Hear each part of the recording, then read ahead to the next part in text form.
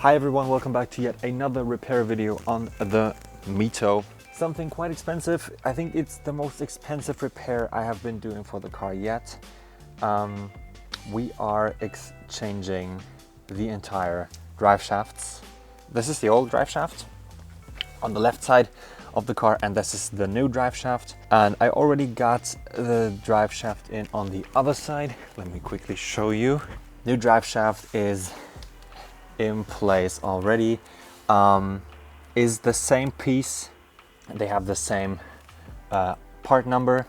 And the reason I am doing this is I had a couple of noises from the drive shafts coming into the interior of the car. I was not too sure where these noises were coming from.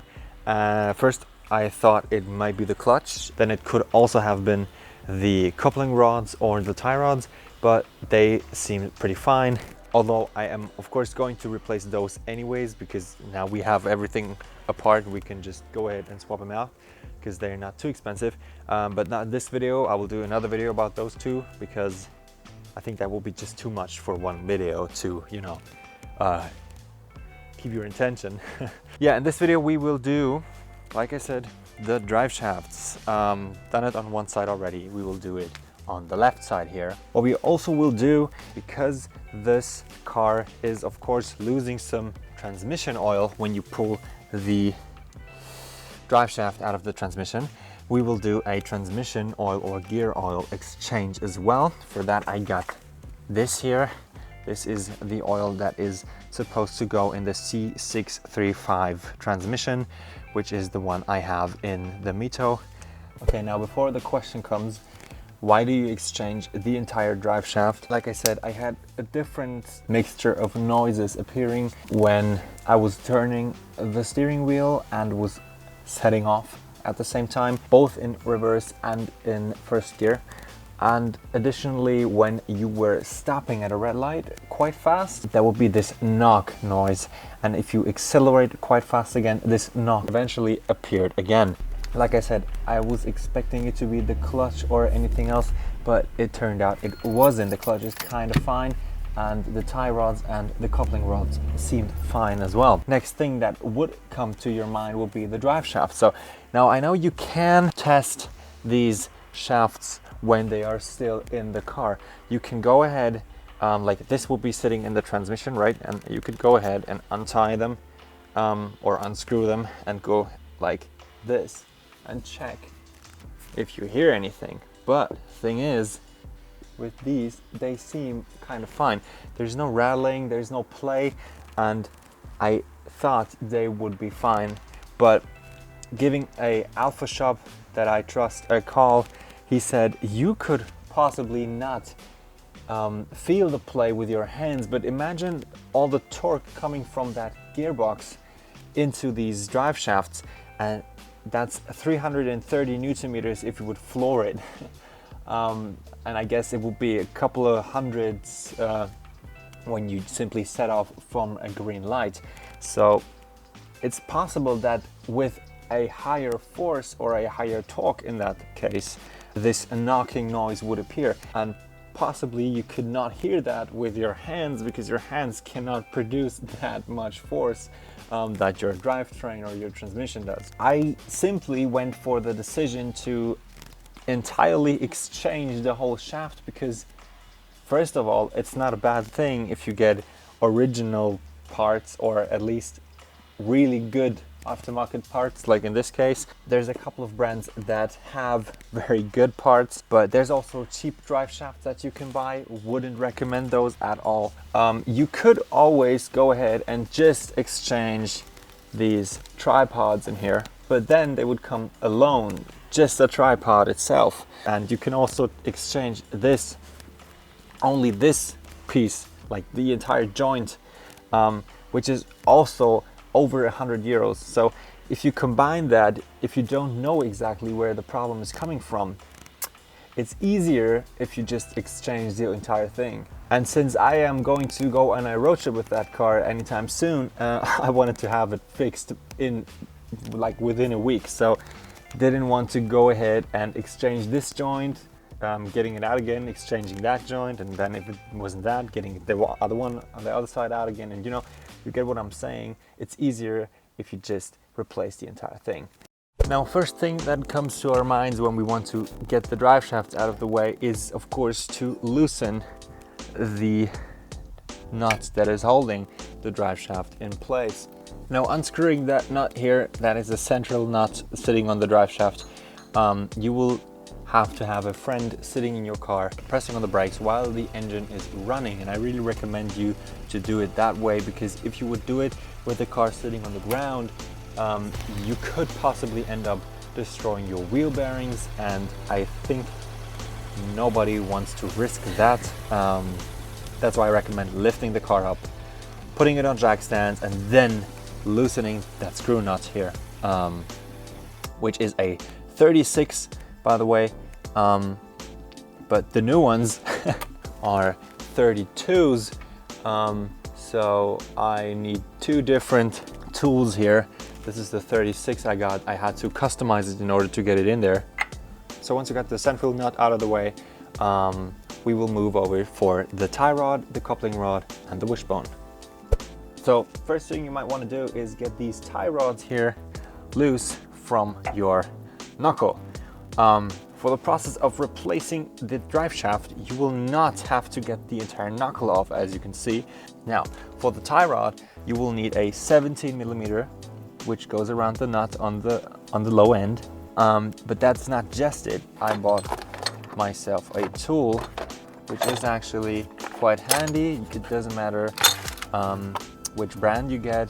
How that works is you put it around your tie rod, just like this, and it presses the tie rod out the more you screw that screw in.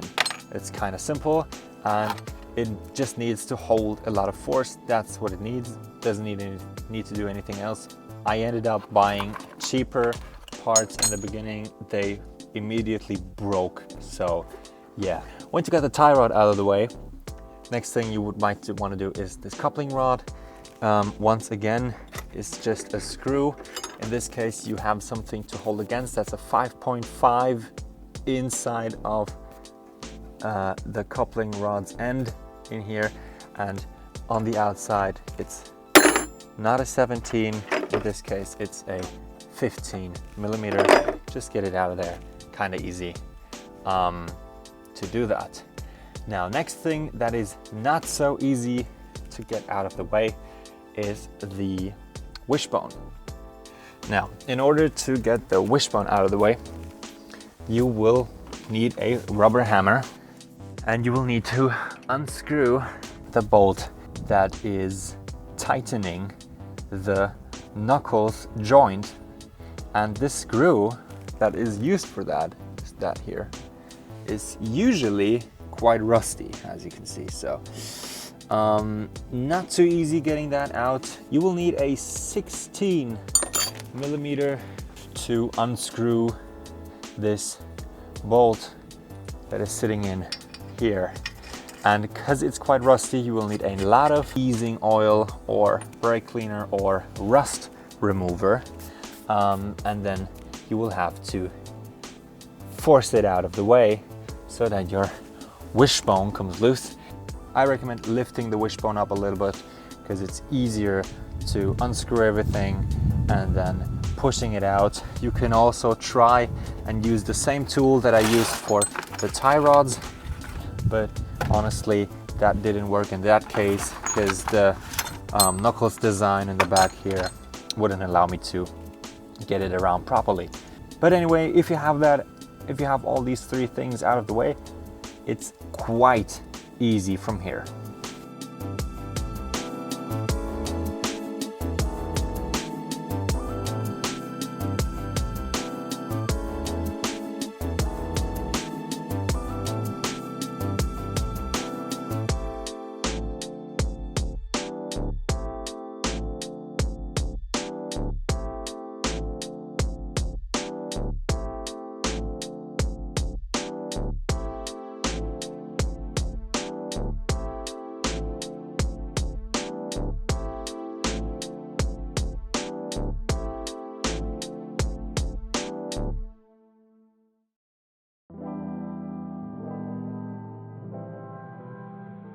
The new drive shaft obviously doesn't come with a piece going right into your gearbox.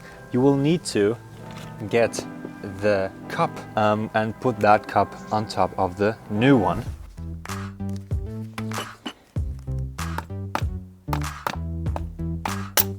Yes, there you go. That's how you remove a clamp. Good thing the new shaft comes with a new clamp, of course. Now we can take off the cup. There you go. Oh, a lot of grease coming out. Oh yeah. So let's just get that cup out. Like that.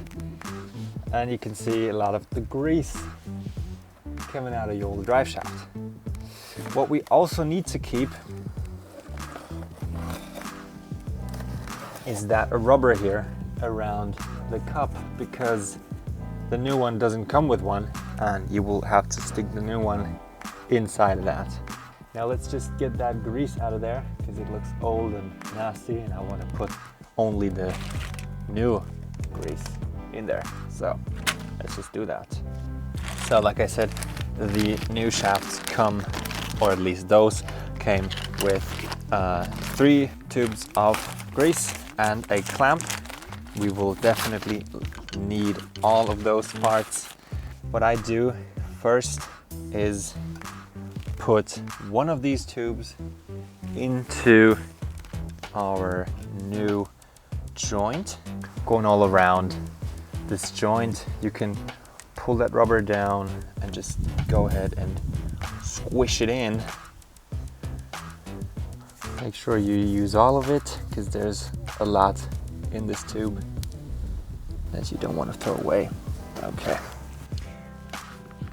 Now there's a bit of the grease in this joint. We will use the other 2 tubes just for that cup, because the joint is obviously going into the cup, so it doesn't really matter where you put those tubes, but I think this cup is easier.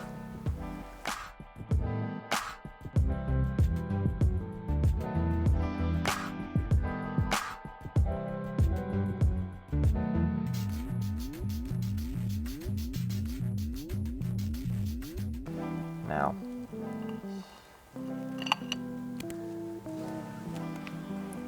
like this, and just push it over. There you go. And now put the clamp on top of the shaft. There you go. Sits quite good. Okay, I just went ahead and bought a new hose clamping tool together with a proper 32mm tool for our central nut. Okay, it's nice and all that this tool works, but I just found out that it's not that easy putting the shaft back in with the cup mounted to the shaft already. So what we are going to do is getting the clamp back off, since I have 2 clamps as a backup. Always should have a clamp at least as backup. So I got it right here. I ordered that with the OEM part number, and they do have the same size, as you can see. So I'm going to reopen that and put the cup into the transmission without this shaft, and then mount the shaft or the clamp underneath the car. That's going to be a bit of annoying work, but it's the only thing that would work at all, as it seems.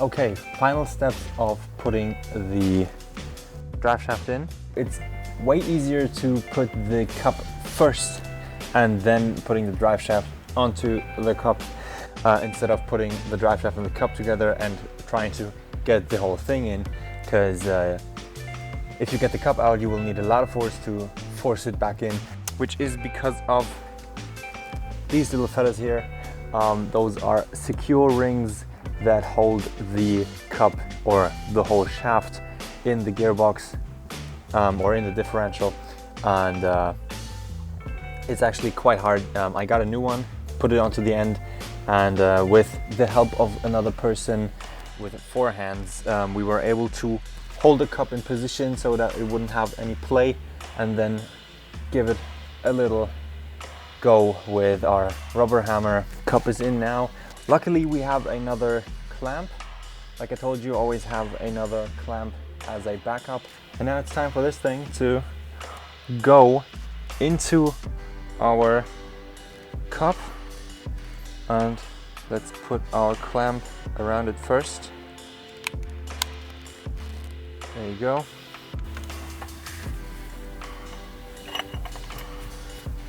Go. Ah, that's in. So because it's easier, I'm going to put the other end into our knuckle.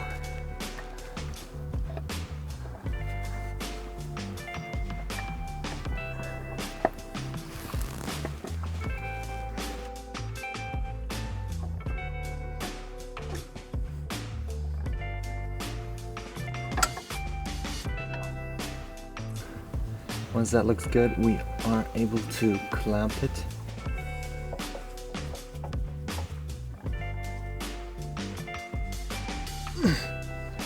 Should be fine, like that. We'll go ahead and take a look around. Cool, that's it down here. Okay, first of all, we might want to put the nut on so that it doesn't slip out again. Our newly put in drive shaft. Now what we want to do next is put our wishbone back into the knuckle, which sits down here. I've put a lot of rust cleaner on them already because we want to have a clean joint here. If it's really rusty, you might want to take a metal brush and get some of that off. If you use a metal brush, please use glasses, security glasses, because one of these metal spikes could go directly into your eyes. Now we put the wishbone back in. Now what helps us in that case is our car jack. We can push from down under the wishbone against the joint so it will eventually pop in, just like that. Now next thing would be, of course, to get the screws back in. Do yourself a favor and always use new screws for that. And putting new screws in is going to prevent screws from ripping off, prevent you from having any struggles when you have to get anything out there.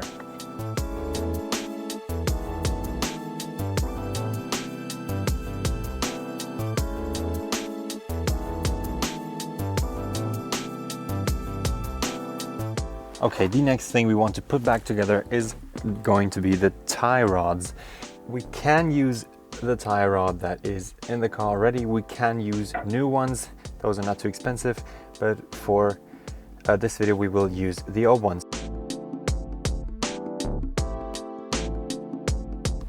And last but not least, after the tie rod comes your coupling rod. Now for that we will have to lift the wishbone up again.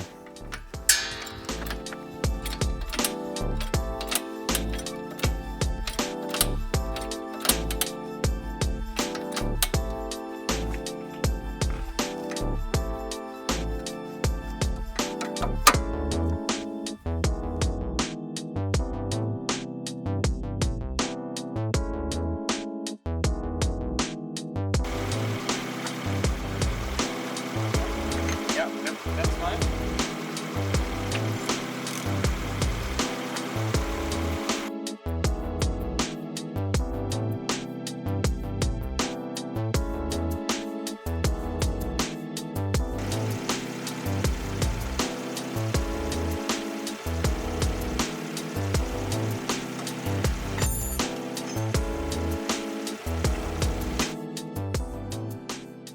All right, guys, everything is put back together now. Everything works fine. No more knocking noises from setting off at a green light or stopping in a very short time. Even been on that road trip I told you about already down to Nice. Went down to Nice through the mountains. Very exciting road trip. Can just recommend that if you're living in Europe like I do. Since everything works fine now, I can assure you that nothing I did was entirely wrong, but keep in mind that I for myself am not a professional mechanic. I don't have an official education in that, so if I've done anything wrong, please let me know in the comments so that others that watch this video know about these mistakes as well. However, make sure that you just tighten up everything correctly and then you should be fine. If you enjoyed that video and if you're new to the channel, make sure you hit the like and subscribe to the channel. Really helps me out in pushing out more videos for you guys, and also keeps you updated on the video about the transmission oil exchange and the coupling rod and tie rod ends. So yeah, once again, thank you for watching this video. I can now enjoy my time with that car once more, and I'm truly happy about that. See you guys in the next one.